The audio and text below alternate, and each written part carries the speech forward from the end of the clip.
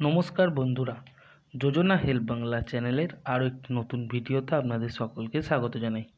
পশ্চিমবঙ্গ সরকার মাঝে মধ্যেই নানান ধরনের গুরুত্বপূর্ণ ঘোষণা করে থাকেন। বেশিরভাগ ক্ষেত্রেই এই সকল ঘোষণার দ্বারা উপকৃত হন কর্মীরা।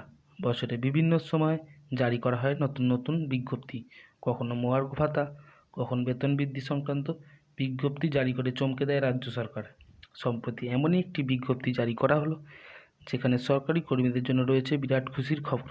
পুজোর আগেই বাড়তে চলেছে বেতন, প্রায় 1,25,000 টাকা পর্যন্ত বেতন বৃদ্ধি হতে চলেছে। তো চলুন নতুন বিজ্ঞপ্তিতে ঠিক কী বলা হলো এবং কাদের ক্ষেত্রে বা এই নিয়ম প্রযোজ্য হবে তা সম্পূর্ণ বিস্তারিত জেনে নিন আজকের এই ভিডিওতে। ভিডিওটি স্কিপ না করে প্রথম থেকে শেষ পর্যন্ত দেখুন। আশা করি আপনাদেরকে সঠিক তথ্য দিয়ে সাহায্য করতে পারবো। আর চ্যানেল নতুন হলে অবশ্যই চ্যানেলটি সাবস্ক্রাইব করে নেবেন। অতি সম্প্রতি রাজ্য সরকারি কর্মীদের জন্য ফের জারি করা হলো একটি গুরুত্বপূর্ণ বিজ্ঞপ্তি। এই বিজ্ঞপ্তি জারি হয়েছে সরকারের অর্থ দপ্তরের তরফে।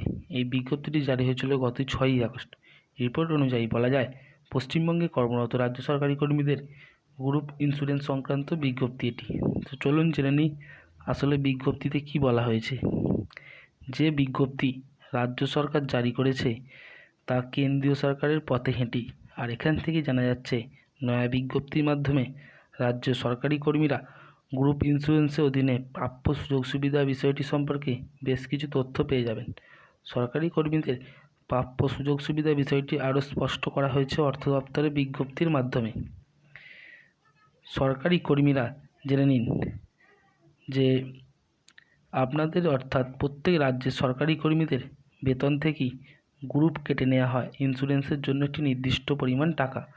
পরবর্তীকালে যখন কোনো সরকারি কর্মী অবসর গ্রহণ করেন তখন তিনি সেই গ্রুপ ইন্স্যুরেন্স বাবদ টাকাটি পেয়ে থাকেন।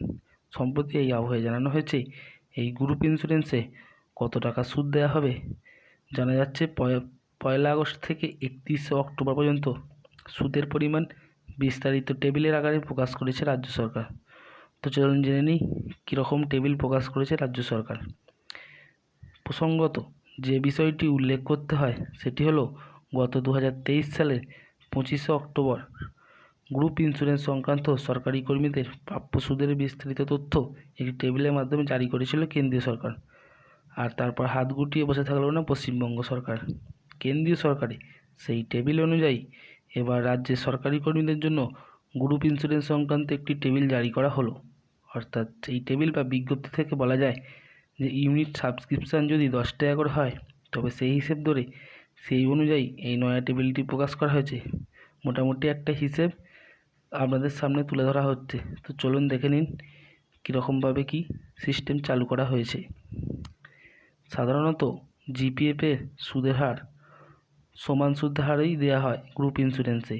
অর্থাৎ জিপিএফের যে সুদের হার থাকে সেটা ক্ষেত্রে একই সুদের হার দেওয়া হয়। অর্থাৎ রাজ্য সরকারের বর্তমান গ্রুপ ইন্স্যুরেন্সে 7.1% হারে সুদ দেওয়া হচ্ছে। আর প্রকাশিত টেবিল অনুযায়ী 10 টাকা সাবস্ক্রিপশান হিসেবে ধরলে এটা বলা যায়, একজন রাজ্যের সরকারি কর্মচারী 1987 সালে যদি চাকরিতে যোগ দেন এবং 2024 সালে যদি অক্টোবর মাসে অবসর গ্রহণ করেন তাহলে তিনি গ্রুপ ইন্স্যুরেন্স বাবদ পেয়ে যাবেন প্রায় 24,896 টাকা, যাকে 25,000-এর কাছাকাছি ধরা যেতেই পারে।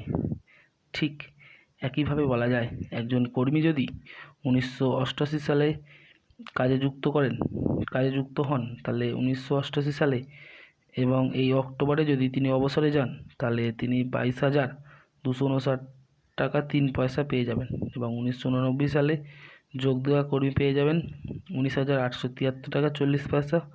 1990 সালে যোগ দেওয়া কর্মী পাবেন 17,750 টাকা 9 পয়সা। আর 1991 সালে যোগ দেওয়া একজন কর্মীর প্রাপ্তি হবে 15,862 টাকা 50 পয়সা। 1992 সালে হবে 14,187 টাকা। 1993 সালে হবে 12,704 টাকা। 1995 সালে হবে 11,380। 1995 সালে হবে 10,205। তো বন্ধুরা, এই ছিল আপডেট, যেটা একটা ভালোই খুশির খবর। তো ভিডিওটা যদি ভালো লাগে অবশ্যই চ্যানেলটি সাবস্ক্রাইব করবেন এবং পাশে থাকবেন। ধন্যবাদ।